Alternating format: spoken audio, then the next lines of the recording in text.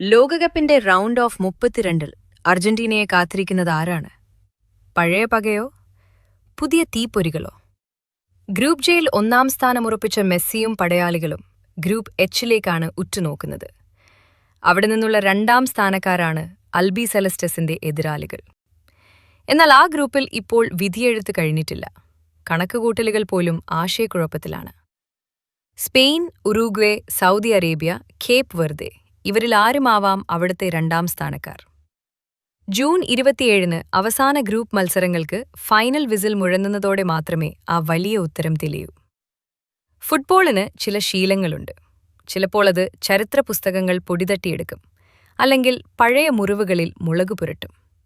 ചില സന്ദർഭങ്ങളിൽ കേട്ടിട്ട് പോലുമില്ലാത്ത രാജ്യങ്ങളെ ലോകത്തിന്റെ കേന്ദ്രമാക്കി മാറ്റും. ഇത്തവണ അർജന്റീനയെ റൗണ്ട് ഓഫ് 32-ൽ കാത്തിരിക്കുന്നത് ഈ 3 സാധ്യതകളുടെ 4 വഴികളാണ്. സ്പെയിൻ ആണെങ്കിൽ അത് നേരത്തെ എത്തിയ ഫൈനലായി മാറും.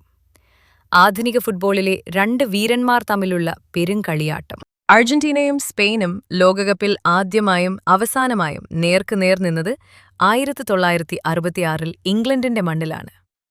അന്ന് അർജന്റീന 2-1 ജയിച്ചു. അതിനുശേഷം 6 പതിറ്റാണ്ട് കടന്നുപോയി.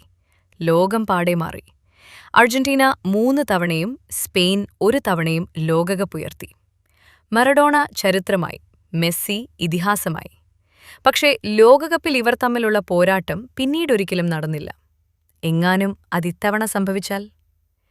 റൗണ്ട് ഓഫ് 32-ന്റെ ബോർഡ് വെച്ചാലും ഫൈനലിന്റെ ചൂടാവും പുറത്തേക്ക് വമിക്കുക. സൗദിയെങ്കിലോ?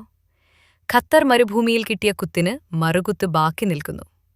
കാട്ടിൽ മാത്രമല്ല, ഫുട്ബോളിലും ചിലപ്പോൾ പുലികൾ അലസമായി ഉറങ്ങിപ്പോവും. 2022-ൽ ഒരു ഉച്ച കഴിഞ്ഞു അർജന്റീന അങ്ങനെയൊന്ന് ഉറങ്ങിയപ്പോൾ സൗദി ഒട്ടകങ്ങൾ അവരെ ചവിട്ടിക്കൂട്ടി. വിശ്വവിജയത്തിലേക്കുള്ള യാത്രയിൽ കിട്ടിയ വടിവാൾ കൊണ്ടുള്ള വെട്ട്.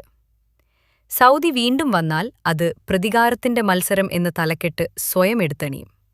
ആ തോൽവി മറന്നിട്ടില്ല എന്ന നിശബ്ദ മുദ്രാവാക്യം ഓരോ അർജന്റീന കളിക്കാരന്റെയും ശരീരഭാഷയിലും പാസിലും തെളിഞ്ഞുകത്തും. ക്യാപ്പ് വെർദെ വന്നാൽ എങ്ങനെയിരിക്കും?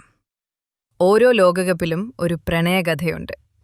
ഇത്തവണ ആ കഥയുടെ പേര് ക്യാപ്പ് വെർദെ എന്നാണ്. ആഫ്രിക്കൻ തീരത്തെ കുഞ്ഞൻ ദ്വീപ്. ലോകകപ്പിലേക്ക് ആദ്യ പ്രവേശനം.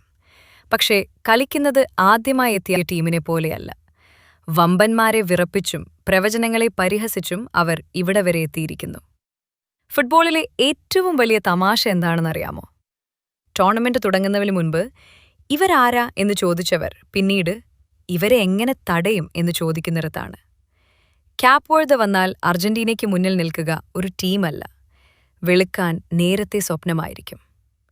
ഉറുഗ്വേയെ സങ്കൽപ്പിച്ചു നോക്കൂ. ലാ പ്ലാറ്റയുടെ തീതുപ്പുന്ന ഡെർബി. ഫുട്ബോൾ ചരിത്രത്തിലെ ഏറ്റവും പഴക്കമുള്ള വൈരങ്ങളിലൊന്ന്. അർജന്റീനയും ഉറുഗ്വേയും. 2 രാജ്യങ്ങൾ, ഒരു നദി. ഒരേ സംസ്കാരത്തിന്റെ 2 കരകൾ. പക്ഷേ പന്തുരുണ്ടു തുടങ്ങിയാൽ അവർ അയൽക്കാരല്ല, കലാപകാരികൾ.